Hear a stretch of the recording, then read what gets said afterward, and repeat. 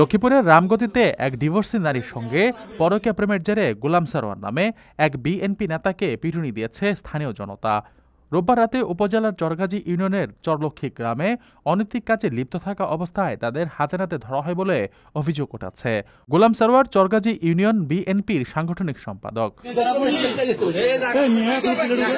স্থানীয়রা জানান, সোররের প্রলোভনে তামান্না বেগম নামের ওই নারী 2 মাস আগে তার স্বামীকে ডিভোর্স দেন।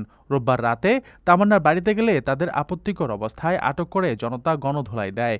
খবর পেয়ে পুলিশ ঘটনাস্থলে যাওয়ার আগেই সোররের সহযোগীরা তাকে সরিয়ে নিয়ে যায় এবং পুলিশ তামান্নাকে জিজ্ঞাসাবাদের জন্য থানায় নেয়।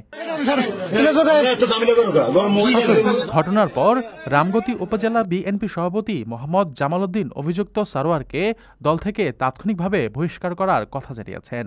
রামগতি থানার ওসি মোহাম্মদ কবির হোসেন বলেন, এ বিষয়ে প্রয়োজনীয় আইনি ব্যবস্থা নেওয়া হবে। আপনার স্বপ্নগুলো আকাশ ছুবে প্রবাসীর হেলিকপ্টারের মাধ্যমে। বিয়ে, জন্মদিন অথবা যে কোনো বিশেষ প্রয়োজনে হেলিকপ্টার ভাড়া করতে যোগাযোগ করুন স্ক্রিনে দেয়া নাম্বারে। প্রবাসীর হেলিকপ্টার, নিরাপদ ও সাশ্রয়ী বাহনের বিশ্বস্ত নাম।